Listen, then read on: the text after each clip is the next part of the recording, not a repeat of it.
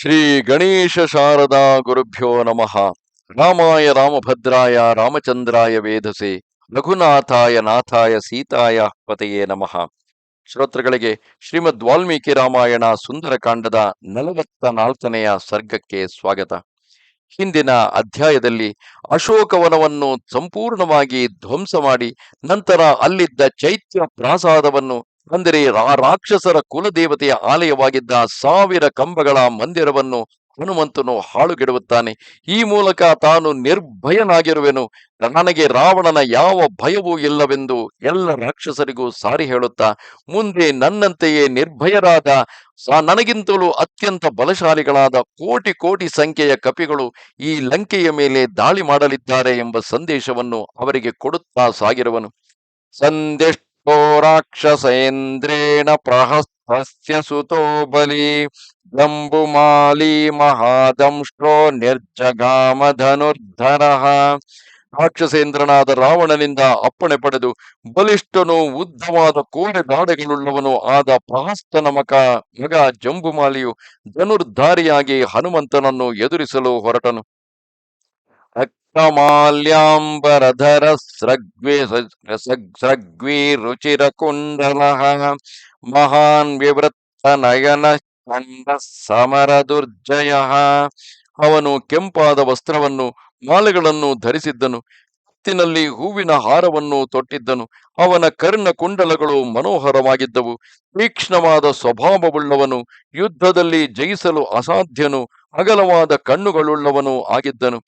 ಧನುಷಕ್ರಧನು ಪ್ರಖ್ಯಂ ಮಹದೃಚಿರಸಾಯಕಂ ವಿಸ್ಮಾರಯಾನೋ ವೇಗೇನ ವಜ್ರಾಶನಿ ಸಮಸ್ವನಂ ಅಸ್ಯ ವಿಸ್ಫಾರ ಘೋಷೇಣ ಧನುಷೋ ಮಹತಾ ದಿಶಃ ಗತಿಶಶ್ಚ ನಭಶ್ಚೈವ ಸಹಸಾ ಸಮಪೂರ್ಯತ.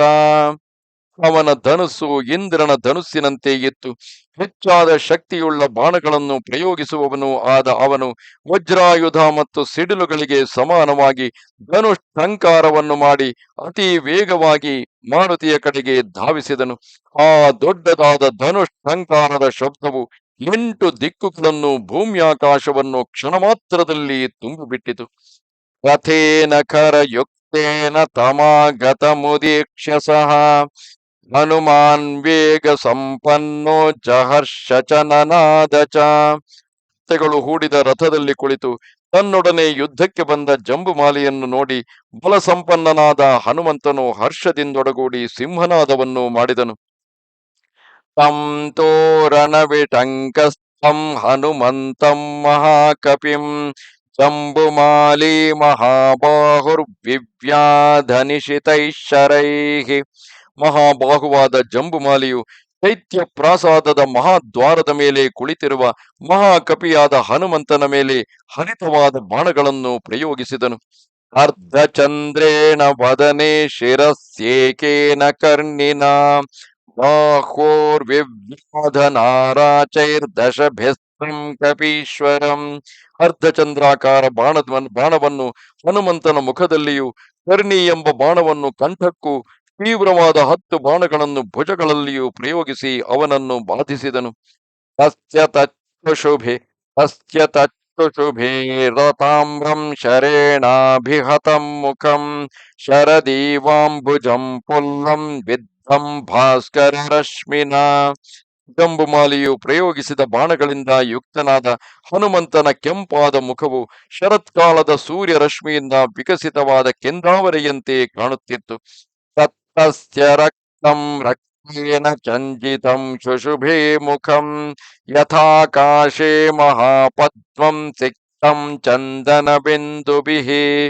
ಸಹಜವಾಗಿ ಕೆಂಪಾಗಿದ್ದ ಹನುಮಂತನ ಮುಖವು ಬಾಣಗಳು ತಾಗಿ ರಕ್ತ ಚಂದನ ಬಿಂದುಗಳಿಂದ ನೆನೆಸಲ್ಪಟ್ಟ ಮಹಾಕಮಲದಂತೆ ಪ್ರಾಸಾದದ ಮೇಲ್ಭಾಗದಲ್ಲಿ ಪ್ರಕಾಶಿಸಿದನು.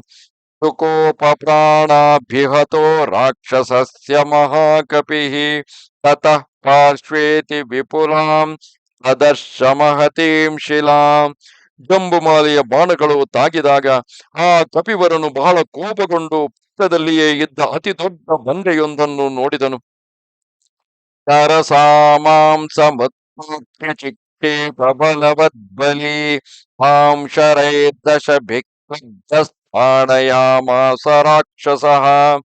ಮರುಕ್ಷಣದಲ್ಲಿ ಬಲಿಷ್ಠನಾದ ಹನುಮಂತನು ಆ ಬಂಡೆಯನ್ನು ವೇಗವಾಗಿ ಕಿತ್ತು ಜಂಬುಮಾಲಿಯ ಮೇಲೆ ರಭಸದಿಂದ ಎಸೆದನು. ಅದರಿಂದ ಕ್ರುದ್ಧನಾದ ರಕ್ಕಸನು ಬಾಣಗಳಿಂದ ಆ ಬಂಡೆಯನ್ನು ಪುಡಿ ಪುಡಿ ಮಾಡಿಬಿಟ್ಟನು.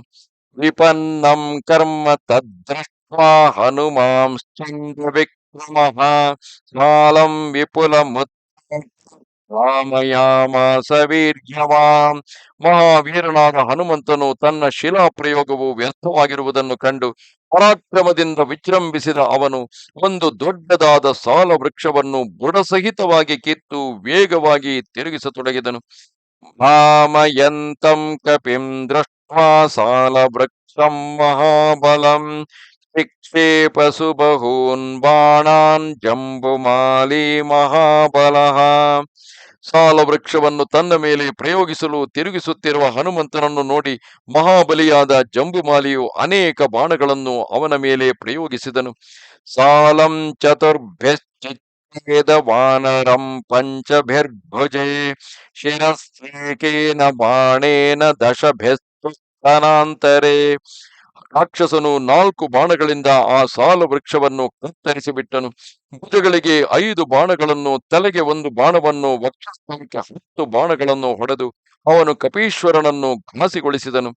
ಸಶರೈ ಪೂರಿತ ತನು ಕ್ರೋಧೇನ ಮಹತಾಮೃತಃ ತಮೇವ ಪರಿಘಂ ರಕ್ಷ್ಯ ಭ್ರಾಮಯಾಮಾಸ ವೇಗತಃ. ಹನುಮಂತನ ಶರೀರವೆಲ್ಲವೂ ಜಂಬುಮಾಲಿಯ ಬಾಣಗಳಿಂದ ತುಂಬಿ ಹೋಯಿತು. ಅದರಿಂದ ಕ್ರುದ್ಧನಾದ ವಾಯುಪುತ್ರನು ಪರಿಘವನ್ನೆತ್ತಿಕೊಂಡು ಗಿರಗಿರನೆ ತಿರುಗಿಸತೊಡಗಿದನು. ಅತಿವೇಗೋತಿ ವೇಗೇನ ಭ್ರಾಮಯಿತ್ವಾ ಬಲೋತ್ಕಟಃ ಪರಿಘಂ ಪಾತಯಾಮಾಸ ಜಂಬುಮಾಲೇರ್ಮಹೋರಸಿ. ಮಹಾಬಲಶಾಲಿಯೂ ವೇಗಶಾಲಿಯೂ ಆದ ಹನುಮಂತನು ಆ ಪರಿಘವನ್ನು ರಭಸದಿಂದ ತಿರುಗಿಸುತ್ತಾ ಅದನ್ನು ಜಂಬುಮಾಲಿಯ ಎದೆಯಲ್ಲಿ ಪ್ರಹರಿಸಿದನು.